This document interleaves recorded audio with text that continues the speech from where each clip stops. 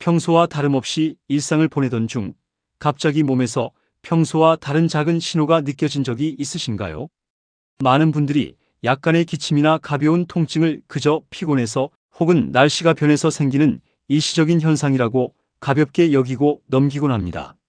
하지만 이렇게 무심코 지나친 작은 증상들이 사실은 우리 몸이 살려달라고 외치는 절박한 구조, 신호일 수 있다는 사실을 알고 계셨나요? 암이나 심장병 같은 치명적인 질환들도 처음에는 우리가 알아채기 힘들 만큼 아주 사소하고 작은 증상에서부터 시작됩니다. 바쁘다는 이유로 혹은 이 정도쯤이야 하는 아니란 생각으로 병원 방문을 미루다가 돌이킬 수 없는 큰 병을 얻고 뒤늦게 후회하는 분들이 우리 주변에는 너무나도 많습니다. 오늘은 우리가 일상 속에서 무시하기 쉽지만 자칫 생명까지 위협할 수 있는 무서운 질병으로 이어질 수 있는 우리 몸의 이상, 신호 4가지에 대해 아주 자세하고 깊이 있게 알아보겠습니다. 이 영상을 끝까지 보신다면 여러분과 여러분의 소중한 가족의 건강을 지키는 데 엄청난 도움이 될 것입니다. 첫 번째로 주의 깊게 살펴보아야 할 증상은 바로 감기가 아닌데도 오랫동안 지속되는 기침입니다. 보통 기침을 하면 가장 먼저 감기나 독감을 떠올리며 약국에서 종합감기약을 사서 드시는 경우가 많습니다. 물론 기침은 외부에서 들어온 바이러스나 먼지, 이물질 등을 호흡기 밖으로 배출하기 위한 우리 몸의 자연스럽고 중요한 방어작용입니다. 하지만 열도 없고 콧물도 나지 않으며 감기에 걸릴 만한 특별한 이유가 없는데도 불구하고 목구멍 안쪽이 계속해서 간질간질하거나 무언가 걸려있는 듯한 불쾌한 이물감이 느껴지면서 마른 기침이 끊이지 않는다면 이것은 단순한 감기가 아닐 확률이 매우 높습니다. 먼저 알레르기성 비염이나 축농증을 의심해 볼 수 있습니다. 코 점막이 예민해져서 콧물이 과도하게 만들어지고 이 콧물이 코를 통해 밖으로 나오지 않고 목구멍 뒤로 넘어가는 후비로 증후군이 발생하면 끊임없이 기침을 유발하게 됩니다. 또한 현대인들에게 아주 흔하게 나타나는 위식도, 역류질환 역시 만성 기침의 강력한 원인 중 하나입니다. 위장에 있어야 할 강한 산성의 위산이 식도를 타고 거꾸로 올라와 목과 기관지를 자극하게 되면 속이 쓰린 증상 없이도 오직 기침만 계속해서 나오는 경우가 아주 많습니다. 식사 후에 바로 눕는 습관이 있거나 커피, 밀가루 음식을 즐겨 드시는 분들 중 기침이 멈추지 않는다면 반드시 위장 건강을 점검해 보셔야 합니다. 하지만 기침이 정말 무서운 이유는 따로 있습니다. 바로 우리의 호흡을 담당하는 폐와 전신에 피를 보내는 심장의 심각한 질환을 알리는 신호일 수 있기 때문입니다. 오랜 기간 담배를 피우신 분들이라면 만성 폐쇄성 폐질환을 강력하게 의심해 보아야 합니다. 이 병은 폐로 들어가는 기도가 점차 좁아지고 폐 기능이 서서히 망가져 결국에는 숨을 쉬는 것조차 고통스러워지는 아주 무서운 질병입니다. 또한 폐 조직이 딱딱하게 굳어지는 폐섬유증이라는 희귀 질환 역시 초기에는 가벼운 마른 기침으로 시작됩니다.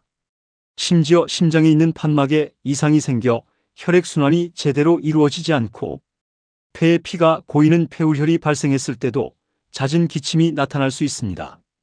따라서 기침이 2주에서 3주 이상 떨어지지 않고 밤마다 더 심해지거나 숨이 차는 증상이 동반된다면 절대로 기침약에만 의존하지 마시고 당장 호흡기 내과나 심장내과를 방문하여 엑스레이나 폐 기능 검사, 심장 초음파 등의 정밀 검사를 받아보셔야 합니다. 평소 호흡기 건강을 지키기 위해서는 도라지, 생강, 배와 같이 기관지에 염증을 가라앉히는 따뜻한 성질의 음식을 차로 달여 자주 마셔주는 것이 좋으며 실내 습도를 적절하게 유지하여 호흡기 점막이 마르지 않도록 보호해주는 것이 매우 중요합니다.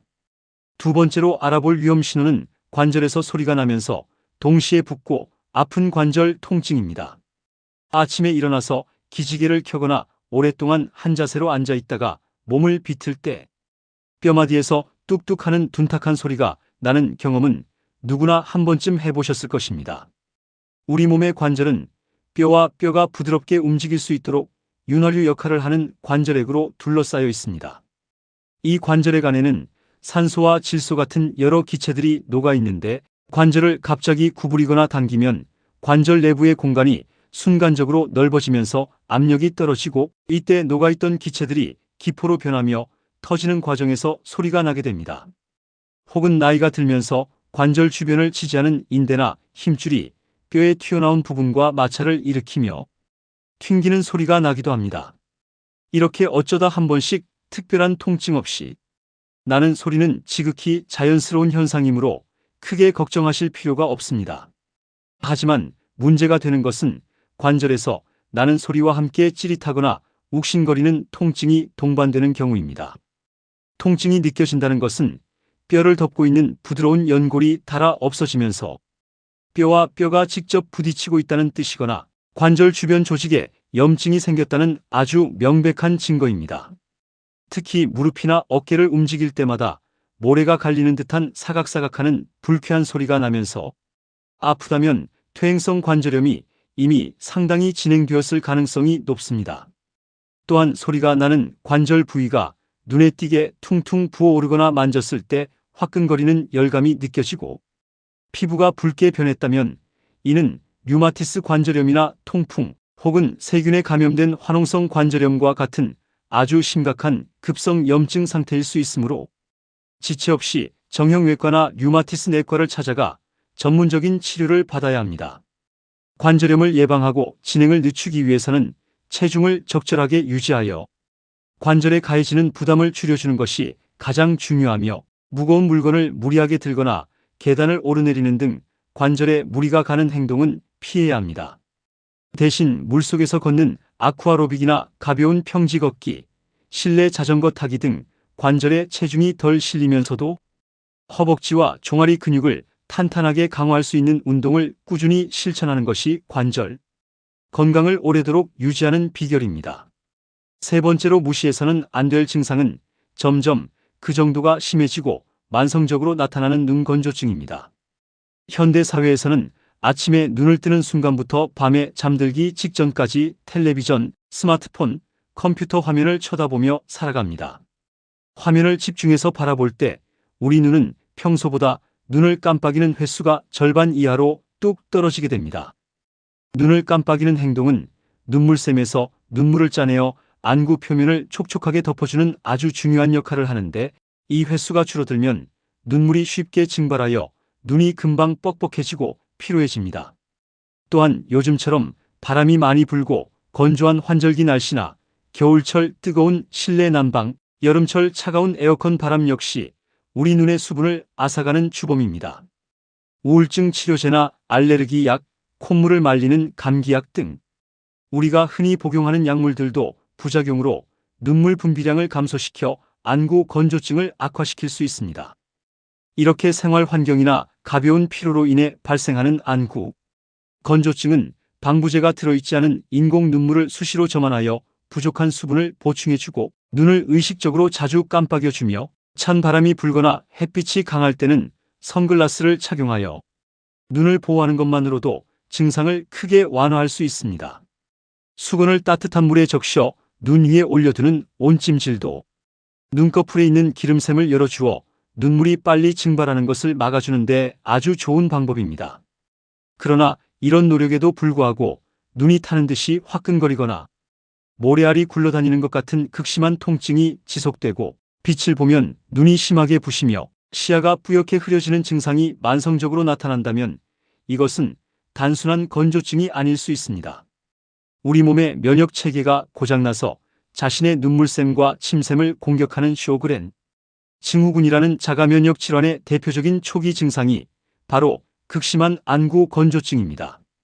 또한 목 앞쪽에 있는 갑상선 호르몬이 과다하게 분비되는 갑상선 기능 항진증이 있을 때도 눈이 돌출되면서 안구 표면이 과도하게 공기에 노출되어 심한 건조증과 시력 저하가 동반될 수 있습니다.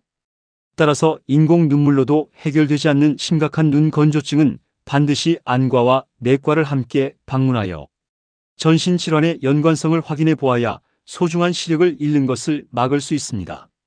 마지막 네 번째로 짚고 넘어가야 할 증상은 계절과 상관없이 유난히 얼음장처럼 차가워지는 손과 발, 바로 수족 냉증입니다.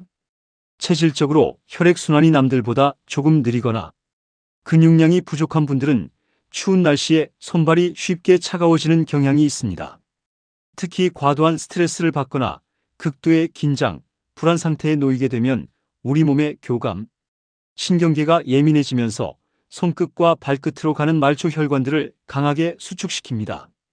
심장과 거리가 가장 먼 손발로 따뜻한 혈액이 제대로 공급되지 못하니 자연스럽게 온도가 떨어지고 차가워지게 되는 것입니다. 이런 일반적인 수족 냉증은 평소 따뜻한 물로 반신욕이나 족욕을 자주 하여 체온을 높여주고 생강차나 계피차, 부추, 마늘 등 혈액순환을 돕고 몸을 따뜻하게 데워주는 음식을 챙겨 먹는 것으로 많은 효과를 볼 수 있습니다. 또한 외출할 때는 장갑과 두꺼운 양말을 착용하여 체온을 뺏기지 않도록 보온에 신경 쓰고 복식 호흡이나 명상을 통해 스트레스를 관리하여 긴장된 신경을 풀어주는 것이 중요합니다. 하지만 손발이 차가운 것을 넘어서서 손가락이나 발가락 끝에 쥐가 나는 것처럼 저릿저릿한 경련이 일어나고 찬물에 손을 담그거나 찬 바람을 맞았을 때 피부 색깔이 하얗게 변했다가 곧이어 새파랗게 질리고 다시 따뜻해지면 붉게 달아오르면서 극심한 통증이나 가려움증이 동반된다면 이는 단순한 혈액순환 불량이 아닙니다. 말초 혈관이 비정상적으로 강하게 수축하여 피가 전혀 통하지 않게 되는 레이노 증후군이라는 질환을 강력하게 의심해 보아야 합니다. 레이노 증후군을 방치하면 혈액 공급이 완전히 끊기면서 피부 조직이 헐거나 썩어 들어가는 끔찍한 괴사가 일어날 수도 있습니다. 이뿐만 아니라 동맥경화증으로 인해 손과 발로 가는 굵은 혈관 자체가 막혀버렸거나 류마티스 질환과 같은 결합 조직 장애가 있을 때도 아주 심각한 수족 냉증이 나타납니다. 평소에 아무리 몸을 따뜻하게 하고 혈액순환 개선제를 먹어도 손발이 시리고 저린 증상이 호전되지 않거나 피부색의 변화가 뚜렷하게 관찰된다면 당장 혈관외과나 심장내과를 찾아 혈류 검사와 동맥경화 검사를 통해 막힌 혈관이 없는지 정확한 진단을 받아보셔야만 끔찍한 합병증을 막을 수 있습니다.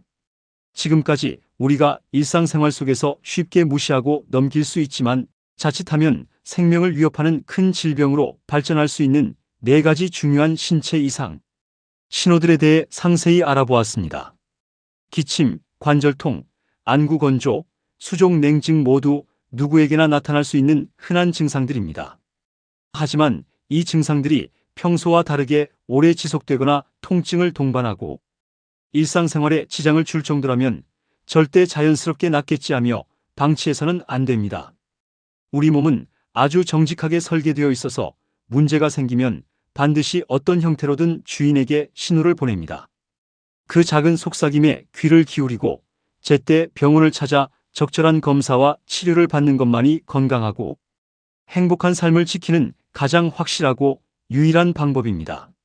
작은 병을 키워서 큰 병을 만드는 우를 범하지 마시고 오늘 알려드린 증상 중 하나라도 해당되신다면 내일로 미루지 마시고 당장 전문가의 도움을 받으시길 간곡히 당부드립니다.